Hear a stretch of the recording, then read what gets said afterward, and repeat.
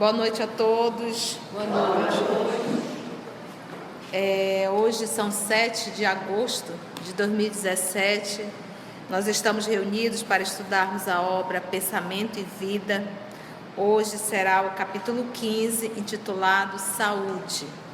Vamos iniciar fazendo a nossa prece de abertura, solicitar para o nosso irmão Gilberto fazer a prece. Então, Senhor, mais uma vez, aqui estamos reunidos em Teu nome, com o objetivo do aprendizado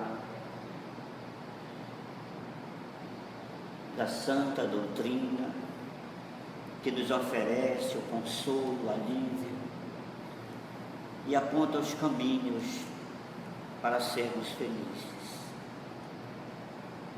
Obrigado por esse momento de luz, por esse momento de aprendizado, e que Tu possas, Senhor, nos intuir, nos inspirar para o entendimento desse capítulo 15, chamado Saúde. Nos abençoa, nos envolve e fica conosco hoje e sempre, que assim seja. Isso aí, então vamos nós. Quando nós falamos em saúde, nós vamos estudar sobre saúde, mas quando nós falarmos e quando nós pensamos em corpo físico, nós temos que entender que o corpo físico, o que é um órgão senão a junção de uma variedade de células? Cada órgão. O tecido que cobre o corpo físico também são células, ou seja, todo o nosso corpo ele é constituído de células. Cada célula tem a sua memória e nós, na condição de espírito, atuamos sobre cada célula. Então eu sei que todo o meu corpo é um conjunto de células, é um amontoado de células. Todo o meu corpo físico é um amontoado de células. Cada célula nós sabemos que já é um princípio inteligente, que ela já tem uma ação, um movimento de inteligência, mas que ela não está sozinha, é como se eu fosse o Deus dela. Ela está mergulhada em mim, ela faz parte de mim, cada célula faz parte de mim, e a impressão é que eu sou o Deus para ela, eu sou um Deus para ela, então eu comando a célula. É como se eu fosse um mini universo. Eu sou um mini universo. Eu sou um mini universo. Você imagina o que é? Nós temos bilhões de células dentro do nosso corpo. Então nós temos no nosso corpo bilhões de princípios inteligentes.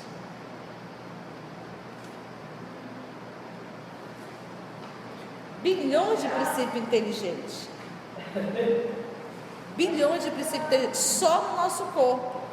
Então é por isso que nós vamos aprendendo ao longo desses anos, e quando os Espíritos falam que o nosso corpo é um templo, que nós não temos direito sobre o corpo físico, direito de tirar a vida, de destruir, porque eu não estou destruindo. Primeiro, quando eu tiro a vida do corpo físico, eu estou tirando a oportunidade desses princípios inteligentes de também viverem, de também exercitarem. E além de tudo, eu estou perdendo a oportunidade de continuar exercitando. Então eu não tenho direito sobre o próprio corpo, mas eu tenho o dever de cuidar. Então, partindo do princípio que o meu corpo é um acúmulo de células, então, e é como se eu fosse um Deus para cada uma delas, eu comando cada célula dessa. Então, como eu comando cada célula dessa, eu posso contribuir para o bem-estar dessa célula, como eu posso também, através do meu pensamento deletério, contribuir para a destruição dessa célula, que vai vir a desajustar todo o organismo. Aí esse comando pode ser consciente ou inconsciente? Quase sempre é inconsciente. Poucos de nós temos essa informação de que a mente age. Quando eu falo em mente, eu falo em espírito, né? Que o espírito age constantemente em cada célula do nosso corpo.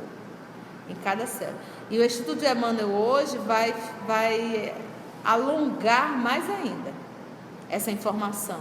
entendeu? Então, vamos partir do princípio disso. Nosso corpo físico é esse conjunto de células.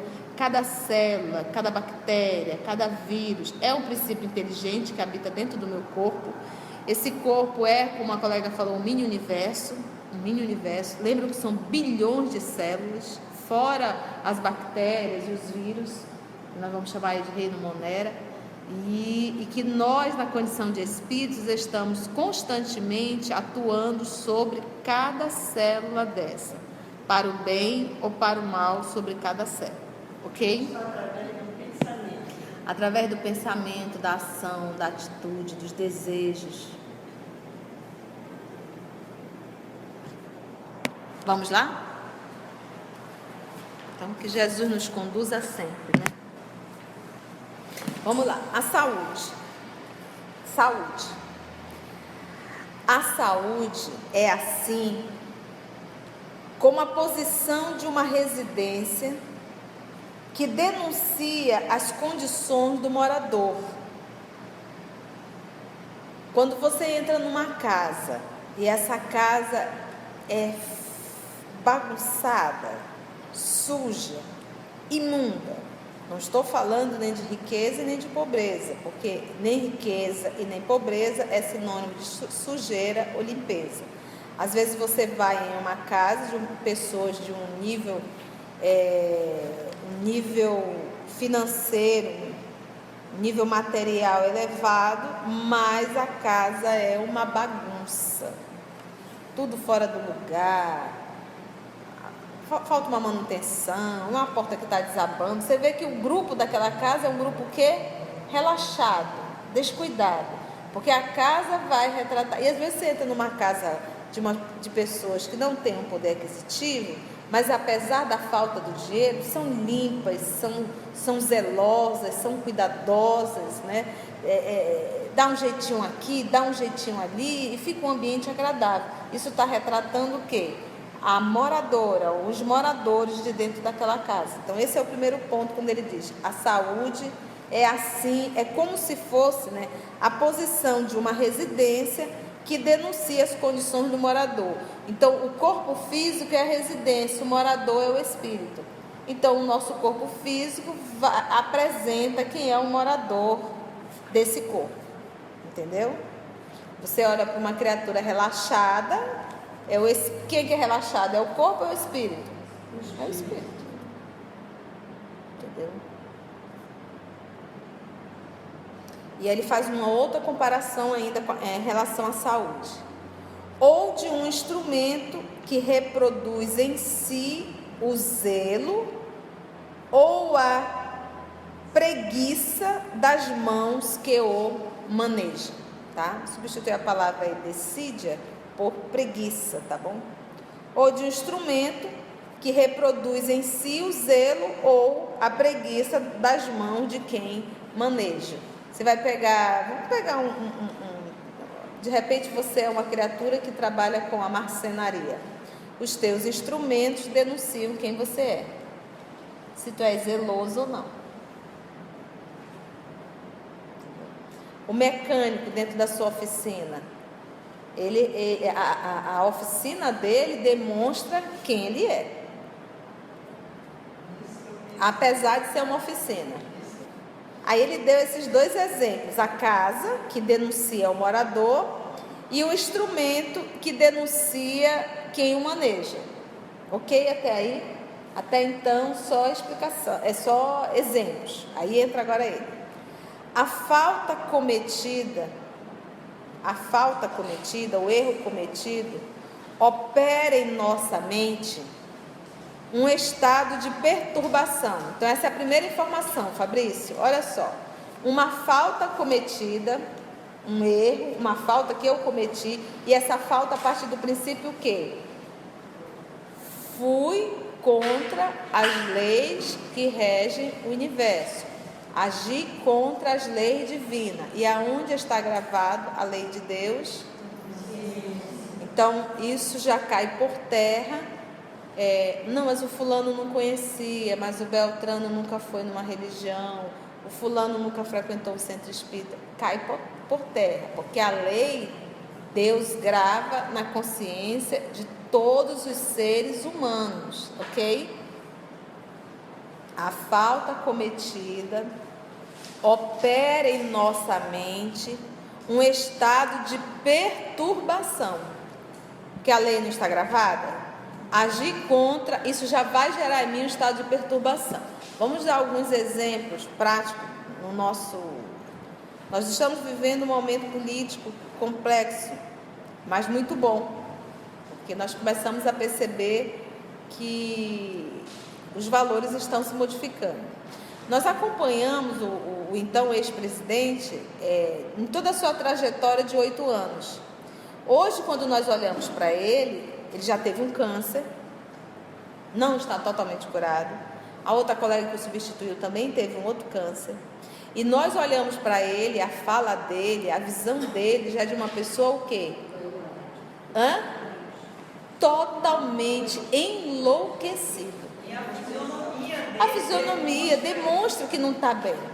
Então, às vezes, isso para tudo. Eu citei o colega, o irmão na condição de um ex-presidente, mas nós vamos encontrar isso dentro de empresários, entendeu? Pessoas de título que estão agindo contra as leis divinas, entendeu? Sabe que o que estão fazendo é errado, e na mente dela já fica isso aqui, olha, um estado de perturbação. Toda vez que eu vou contra as leis que regem o universo, já surge em mim um estado de perturbação, que nós podemos chamar até de culpa. Então ninguém foge disso, gente. Então, essa história de dizer, parece que fulano não sente nada, tu não está dentro dele. A lei está gravada. Quando a gente diz que a lei está gravada na consciência, não é algo perdido. Qual é a função da lei? A lei serve para quê? Direcionar e que mais? Ela te impõe. Entendeu? Então, quando a gente diz que a lei de Deus está gravada dentro da consciência, a criatura faz o contrário e já sofre as consequências disso. Porque a lei está gravada dentro dele. E a lei vai proporcionar uma harmonia. Deve ser. E quando ele não cumpre, vem a desarmonia. E vocês entenderam quando nós falamos nisso, quando os espíritos falam nisso, que a lei está gravada na consciência do homem? Entendeu? Então ninguém foge disso, não.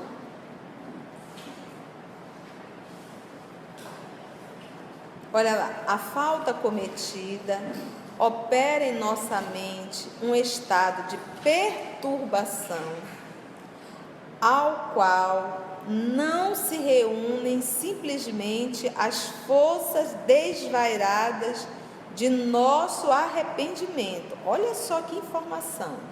Ao qual não se reúnem simplesmente as forças desvairadas de nosso arrependimento. Ou seja, eu cometi a falta, cometendo a falta já opera em nossa mente um estado de perturbação, ao qual não se reúnem simplesmente as forças desvairadas do nosso arrependimento. Não é o arrependimento que vai resolver essa perturbação, não. Não é só o arrependimento, como ele diz aqui. Não se reúnem simplesmente as forças desvairadas de nosso arrependimento, mas também as ondas de pesar, de dor e acusação. Olha só, quando eu erro, que eu cometi aqui, como eu cometi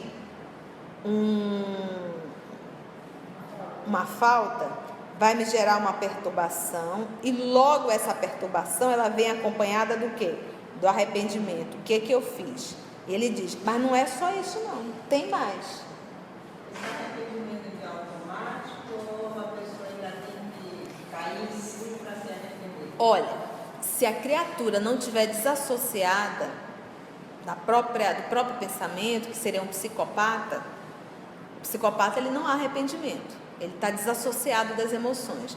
Mas se a criatura não estiver desassociado, há um arrependimento. Há um arrependimento. Porque a lei está gravada dentro dele. É o grito. O que tu fizeste? É aquele grito: Caim, o que fizeste a teu irmão Abel? Esse grito tá que eu posso sufocar. Eu acredito que quando a criatura entra no processo já da psicopata, da psicopatia, isso não foi criado em uma encarnação. A criatura, ao longo das encarnações, vem se desassociando. A lei grita, vem o arrependimento e ele abafa. A lei grita, vem o arrependimento e ele abafa. E nesse processo ele vai se desassociando da emoção, até se tornar um verdadeiro psicopata. E às vezes é em uma encarnação mesmo. A criatura entra nesse processo de querer para si, para si, para si. A lei grita dentro dele e ele abafa. E ele abafa e acaba se tornando um psicopata, se desassociando da emoção totalmente. Frio.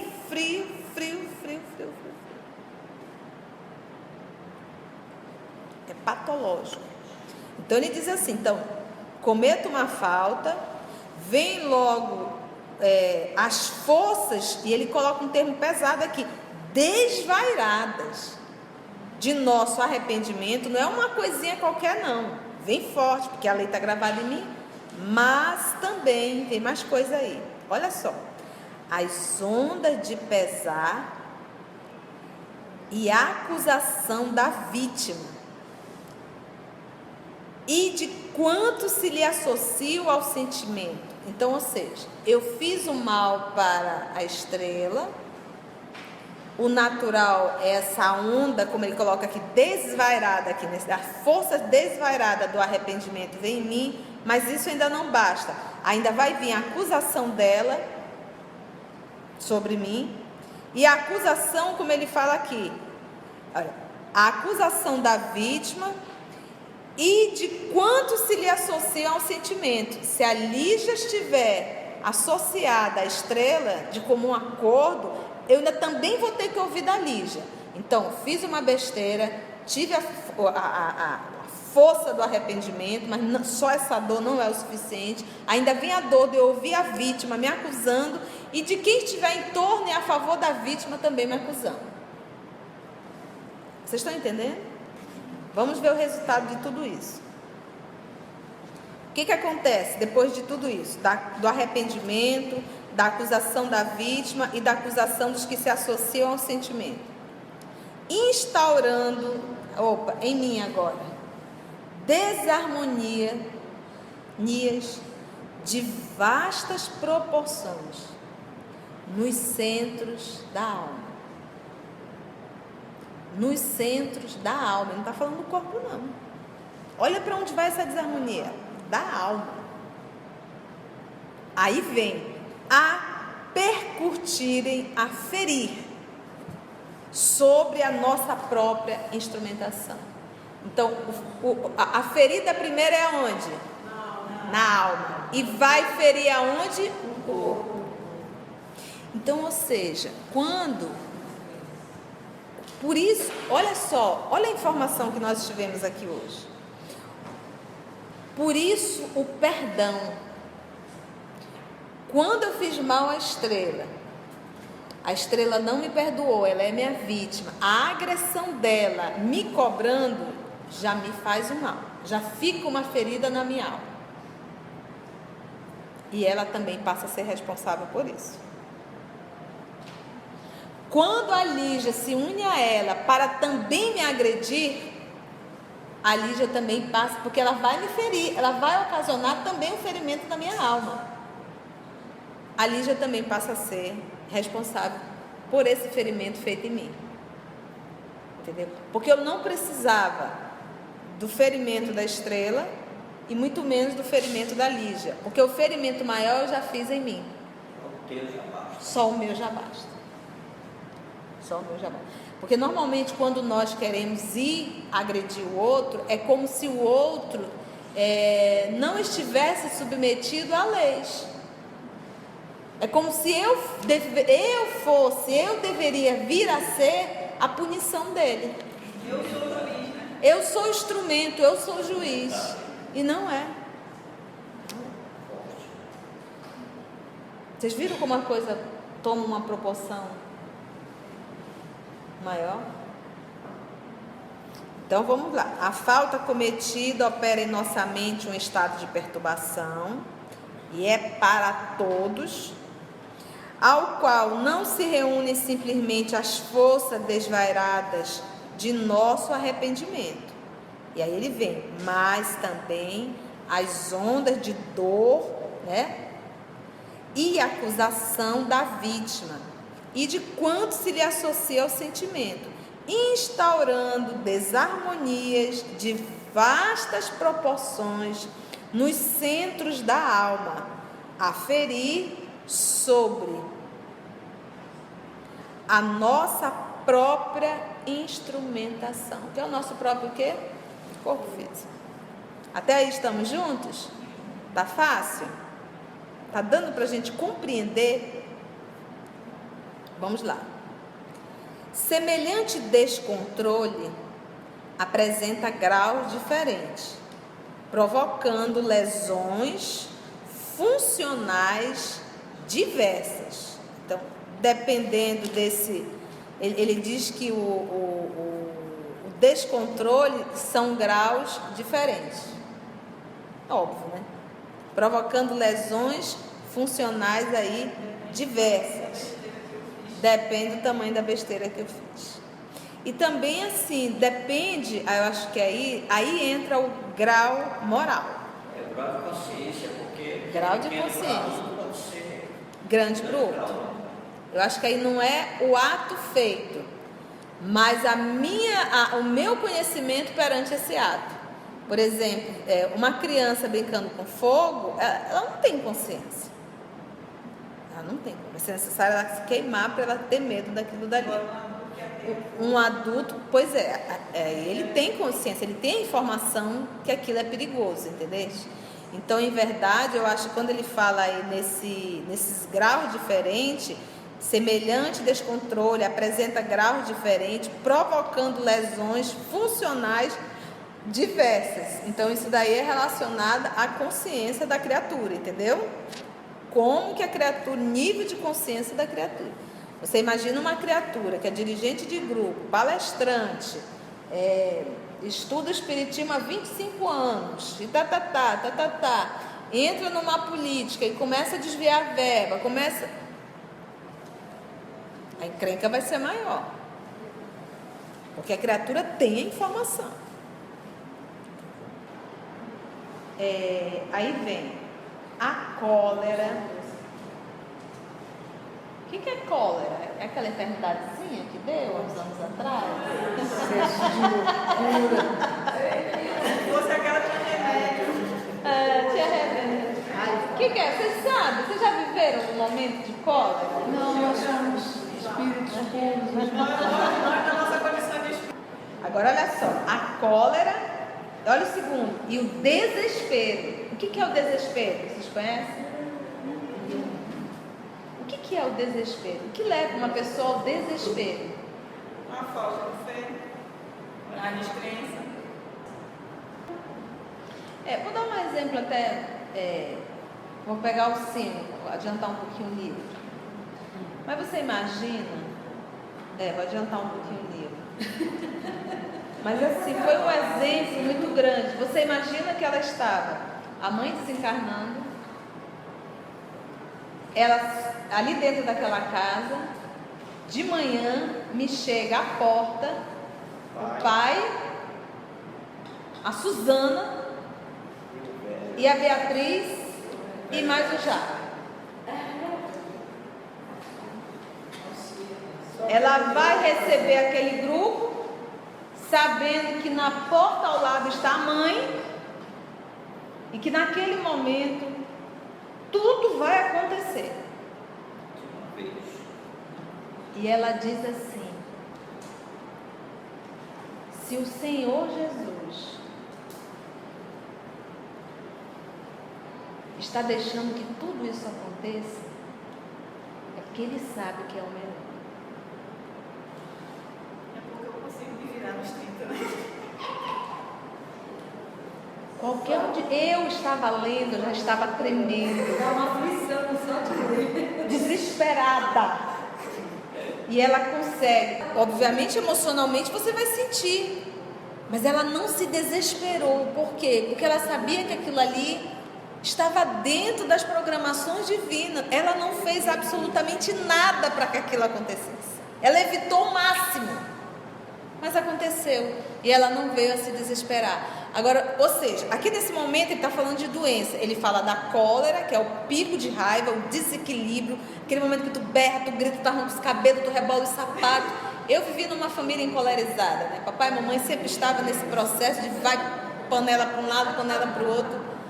E nesse processo, e nesse segundo momento que ela coloca o desespero, nesse momento em que tu achas que não tem solução, que Deus te abandonou. E esses processos de desespero às vezes acontecem no dia a dia. São umas coisinhas pequenininhas. Eu acho até interessante. Semana passada eu faço um tratamento médico, então eu tenho que ir até a central de medicamentos. Só tem lá esse medicamento, eu tenho que ir lá pegar esse medicamento. E aí quando eu cheguei, já fui no horário com menos pessoas, a pessoa disse assim: olha, eu só vou entregar a ficha agora 1h da tarde. Eu digo, que legal. E o tempo corrido, né, de vamos aguardar, e ali bota para ler, tu não te desespera. Quando chega no horário marcado, vão começar a dar as fichinhas, agora chama a Conceição. Na hora que eu dou os papéis, simplesmente o doutor tinha esquecido de assinar, e eu não tinha medicamento para aquele dia. Então, ou seja, você imagina num momento desse, esse pico de desespero, sabe aquela coisa, meu Deus, e agora o que eu vou fazer, como é que eu vou, eu tenho que tomar remédio. Já acabou contigo, a enfermidade já... Você está entendendo? Já associou tudo, porque lembra que a mente, o pensamento, o espírito está ligado a cada célula do corpo? Então, quantos pormenores vão acontecendo ao decorrer do dia? Nós não vamos... E eu olhei para a moça, respirei fundo. Ela disse: cheque sem estar assinado, ninguém paga. Isso é verdade. É verdade. Saio de lá. 2 semanas antes eu tinha salvo o número do meu médico no meu celular, o número dele particular que ele tinha me dado, que estava em uma receita, mas eu nunca salvei. E eu arrumando os papéis, salvei, liguei para ele, passei uma mensagem, ele prontamente me respondeu, fui lá, peguei, voltei, 2h30 estava lá. Está aqui, moça. Ah, que legal, você conseguiu? Ela vai, daqui a pouco lá me vem ela de novo. A senhora trouxe o seu exame de gravidez? Eu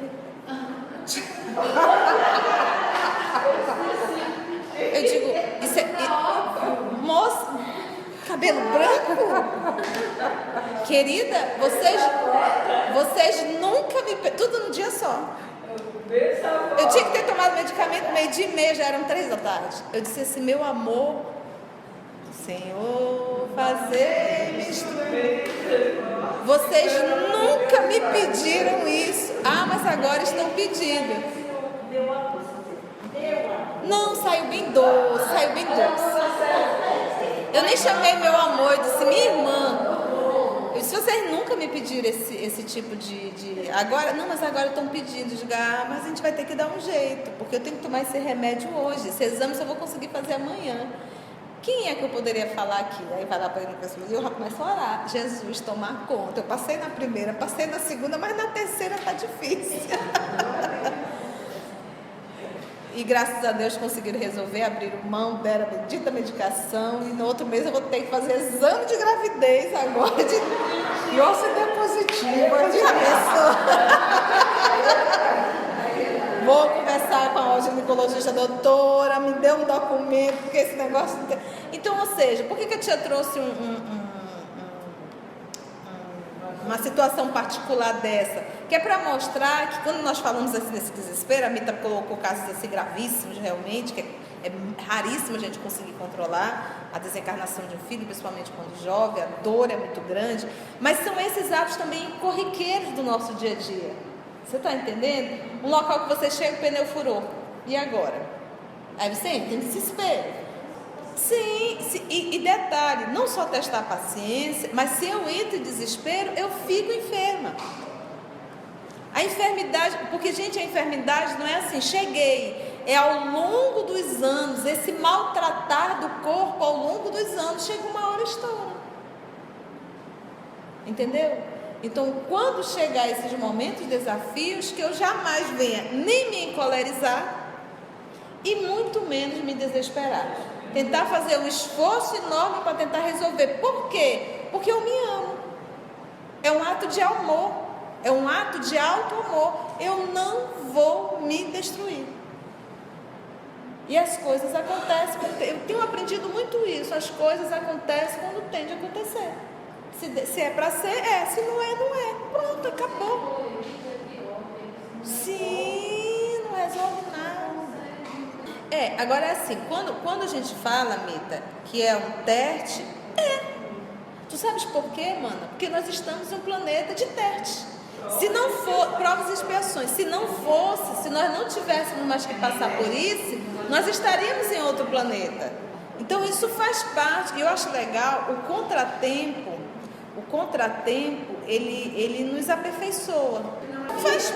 Faz parte do planeta que nós estamos. E por isso que eu estou aqui. Mas assim, ai meu Deus, já está me testando. Aí eu faço tanto bem, eu estou na casa espírita, eu estou não sei aonde, eu estou não sei quantas palestras, ninguém dá e a gente diz assim. Mas é porque as pessoas pensam a gente querer trocar, como se estivesse trocando com Deus. Olha, eu estou fazendo tudo direitinho aqui, tudo perfeito, não tem que acontecer nada aqui. Baga, mas isso é uma ignorância. Gente, nós nunca iremos amadurecer se nós não passarmos por provações. Esse processo de evolução é resultado das provações. Ninguém evolui sem receber um não. Não vai ser espírito superior. Senão não chega a ser um espírito superior. É por isso, gente, quando Jesus chamou os 12, o que Jesus falou? Olha, vocês vão ter um momento muito agradável, maravilhoso, vocês não vão ter força, vão ter... Ele deixou bem claro que não seria. A mesma coisa quando ele chamou Allan Kardec. Ele já explicou tudinho, tudo que ele iria passar. 10 anos depois, Kardec colocou em obras postas. Tudo que o Espírito de verdade me informou, eu passei. Tudo. Eu estava assistindo o filme da Madre Teresa de Calcutá. Quando ela não desistia. Ela só dizia assim, quando ela queria montar a Cidade Esperança, né? Uma cidadezinha, construir, ela viu o local e já idealizava. Quando os recursos chegavam, que eu tem que pagar isso, tem que pagar aquilo, que não sobrava nada, ela disse, o senhor ainda não está com pressa. Eu jogava a pressa, aquilo ali era para o senhor ainda não está com pressa. Quando o senhor quiser, vai acontecer. Você está sem desespero e de certa forma, e agora assim, sempre com aquela vontade, vamos lá, vamos conseguir, vai dar certo, não desistir de nada. E quando não vinha, o senhor ainda não quer, o senhor não está com pressa. Ela sempre colocou na mão de Jesus. Não, no momento que Jesus quiser, elas precisavam ir a Roma, precisavam falar com o Papa. E chegou lá, perguntou quanto é. 200, as 3 não, cada uma, seriam 600. Aí sabe, não podemos ir como comissária de bordo, a gente pode fazer tudo, servir. Não, senhora, nós já temos esse comissário de bordo. Ela disse, não tem como dar um desconto? Não, senhora, infelizmente não podemos. O máximo que eu poderia é os 10% se fosse para a agência de turismo. Ela disse, aí, quando ela está descendo a escada, Madre Teresa, aí ela olhou e disse, pois não. A senhora lembra de mim? Claro, meu filho, e abraçou. Ela tinha um hábito de pegar assim, né? Abraçou, disse, entra aqui na minha sala. Ela disse, a senhora lembra mesmo de mim ou a senhora está sendo gentil? Lembro. Você foi da turma de 63, acho que foi isso, acho que o tempo que ela começou. 62 ou 63, ele sorriu e disse 63. Eu disse, o que você faz aqui? Eu sou o diretor comercial da agência. Poxa, meu filho, você ficou bem? Fiquei, mano. O que você queria? A gente está precisando ir a Roma, tá? E a gente queria pelo menos um desconto. Ele disse assim, eu não sei se eu vou poder ajudar muito, mas toma esse cartão aqui. Ela disse, o que é isso? Esse cartão é para os funcionários aposentados da agência e dá o direito de viajar para qualquer lugar do mundo. Foram as 3. Assista esse filme, vale a pena. Madre Teresa de Calcutá. Vamos lá, então, semelhante descontrole apresenta grau diferente, provocando lesões. A cólera, falamos bastante dela, e o desespero, também falamos bastante. A crueldade. O que é um ato de crueldade? não é só fazer, é fazer com prazer de matar, de destruir, de puxar o tapete, de ver a pessoa numa situação difícil, entendeu? Isso é crueldade. Cólera e desespero, a crueldade e a intemperança criam zonas mórbidas, doentia, tá?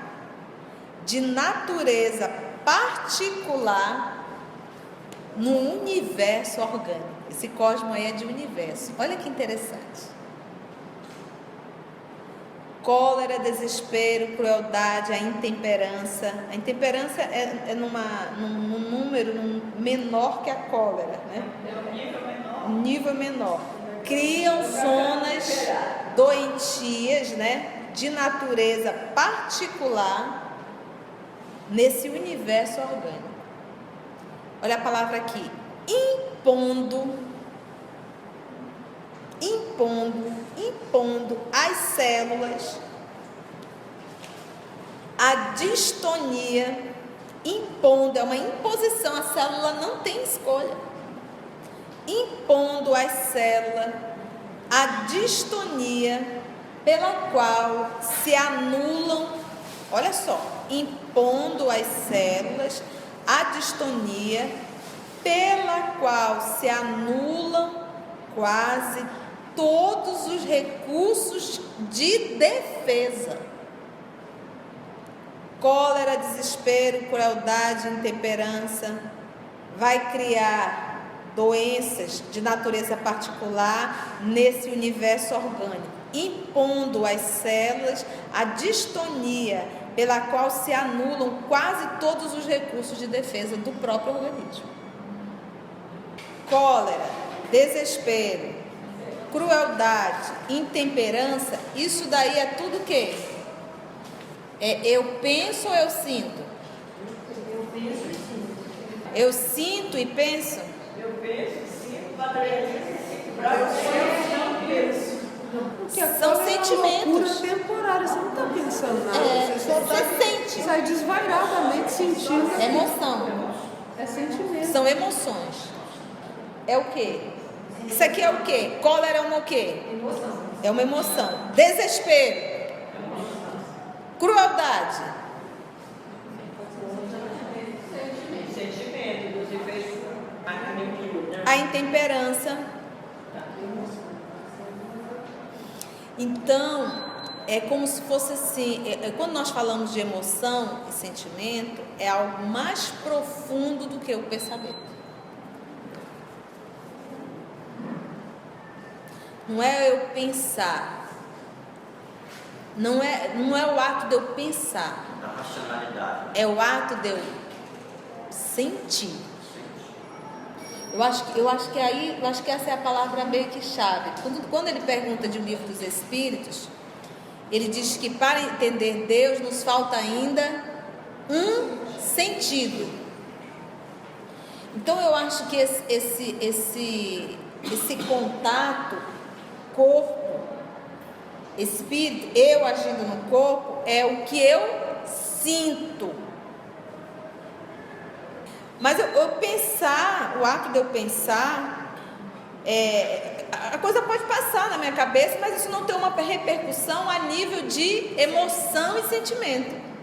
Agora, quando eu penso e isso faz parte, eu sinto, é a emoção, isso carrega dentro de mim, isso tem uma força, aí sim eu passo a me associar e conduzir a cada célula. É como ela está ligada realmente com as emoções, constantemente com as emoções. Então, naquele momento do desespero, o desespero é uma emoção. Nesse momento, é uma emoção. Então, olha lá.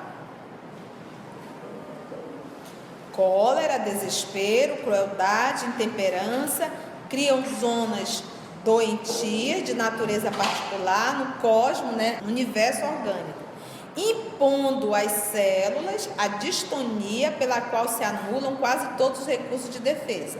Porque o que acontece? Quando eu cheguei lá, que a criatura me disse assim, não está assinado, eu não estava pensando nisso. não está assinado, essa informação me provocou uma emoção. Não, acionou, externo. Então, acionou. Aí entra o pensamento. Conceição, calma, respira. Vamos ver, racionalizar como é que você vai resolver isso aqui. Não dá, canaliza, racionaliza. A emoção veio. Vamos pegar o nosso querido Estevão. Quando ele entrou no Sinédrio, que Saulo de Tarso montou aquele espetáculo todo para humilhá-lo, ele sentiu a emoção. Na hora quando ele entrou, ele disse, meu Deus. Sentiu a energia. Ele sentiu medo. Medo é uma emoção. Ele sentiu medo. Mas ao mesmo tempo ele disse, o Senhor está comigo. Jesus está comigo, Ele vai me conduzir, vai dar tudo certo. E você vai o quê? Racionalizando. Então, sentir está dentro da minha condição. Aí entra as nossas informações para eu racionalizar isso. Educar o sentimento. Educar a emoção. Eu gosto da palavra autoeducação, porque o domínio uma concepção minha. O domínio é como se, sabe quando você pega uma quantidade de água que está vindo, você apenas segura, contém? Você vai estourar com... Dominar, eu acho que é conter. Eu acho que vai chegar uma hora que essa barreira vai... E eu gosto assim de educar. Sabe, mas educar é como você faz com criança. A criança faz uma coisa, você traz a criança e diz, meu filho, olha, é isso. Essa atitude, assim. Você conversa com a emoção. Você diz para ela o caminho. Aí entra a intelectualidade, a moral, entendeste? Você conversa com ela, não deixa ela tomar uma proporção maior, senão vai enfermar, vai adoecer. Entendeu, Cecília? Faz sentido? Vamos só terminar esse parágrafo aqui. Impondo às células a distonia pela qual se anulam quase todos os recursos de defesa. Quase todos.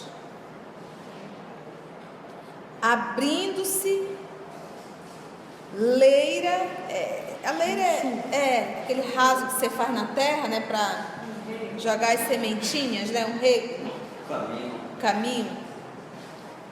A leira fértil, não é um caminho, sabe quando você tem que rasgar a terra para jogar a sementinha? É aquilo ali, um regozinho. Olha o que ele coloca, abrindo-se leira fértil, adubadinha, bonitinha. A cultura de micróbios patogênicos nos órgãos menos habilitados à resistência. Então, um órgão que não tem lá tanta resistência, naquele organismo, naquele órgão, abre-se ali um espaço para sementes mórbidas. Mas um caso do nosso querido irmão Davenport, Cirilo, você vê que no pico que ele teve, o desespero, a raiva, o ódio,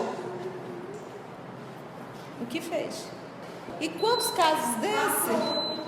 Que fez? Piorou. E quantos casos nós não nos deparamos com a situação? E aí fica bem claro o quanto a emoção está ligada ao nosso corpo.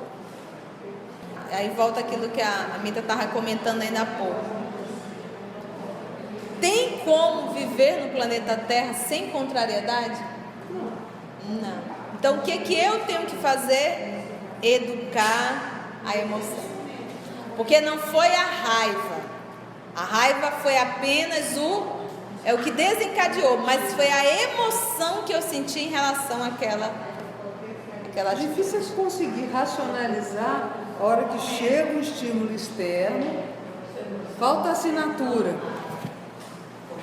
Na hora de chegar, às vezes aquilo explode, vem a cólera. O difícil é racionalizar na hora que chega esse estímulo para a gente não sentir isso e não agredir o corpo.